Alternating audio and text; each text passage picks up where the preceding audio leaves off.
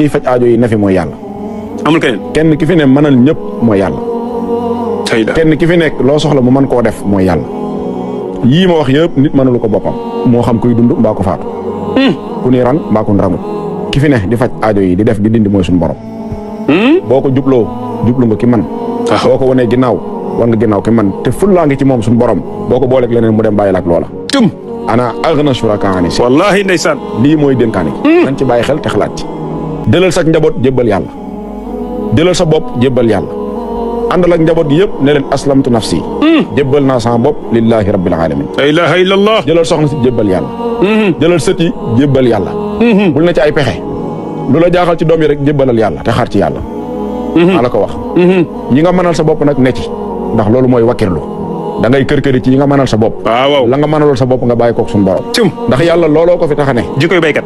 daa bokk ci li ko fi taxane loolu maanaam liy tax mu nekkum yàlla mooy di ñu defal ñun liñ mënul loolu mooy jikkoy baykat waa kañ baykat day dem sa àll ba maa la ko wax xàll defar sul dugub ji dem toog nag dem toog xaar yàlla ne fii la yam maa la ko wax xaar ki mën a wàccee taw allahu akbar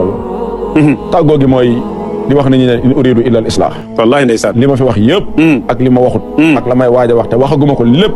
benn jubluwaay dong lañ ci am defar mooy defar allahu akbar ak yéene nit ñi li ma yéene sama bopp ndax rasulillahi sallallahu alayhi wa sallam daa waxoon benn waay bu takk woon ne ko sa yoon bu nekk ci kuy wax leneen ak ku jëm feneen kooku du sa mission mooy nga delloo nit ñi ci yàlla wa tawakkal ala allah loolu boo ko defee wa kafa billahi wakiila yàlla doy na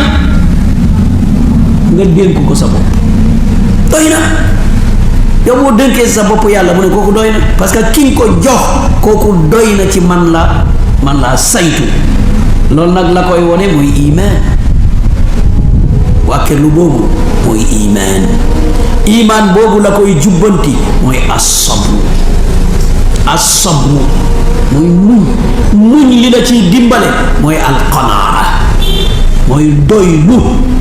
gis nga yii yëpp silsila la hakada doylu moo lay dimbale ci sabr moo lay dimbale ci iman te iman boobu mooy tax nga texe kon loolu ñu daal di ci bàyyi xel moo taxoon yonent bi sallallahu alayhi wa sallam mu ne alqanaatu kanzun laa yafna mu ne gis nga doylu nga ne waa mu ne trésor bu dul jeex yàlla guddi gu jot dana ñëw ba fan waa suñu mbax gi ma ngeen ko gis fenn maanaam bu ñëwee lan lay wax loolu laay laaj yàlla laa wax bi guddi gu jot dana ñëw ba ci asamaani addina guddi gu jot laa wax yonte boobu mën a ko wax bu ñëwee lan lay wax kenn mu sa dégg loolu kat moomay ñaan allahu akbar laa hawla wala quwwata illa billah kat moomay ñaan moomay jégalu ma jégalu guddi gu jot laa wax ngay nelaw yow buñ ne woon tey am na milliardaire boo xam ne guddi gu jot dana ñëw fii yenn kàddu la am mooy kanaa soxlay million danaa ragal ne moom ci bopp balaa ñëw sax gaa yi toog moo tax dañ xoolal suñu bopp foo ji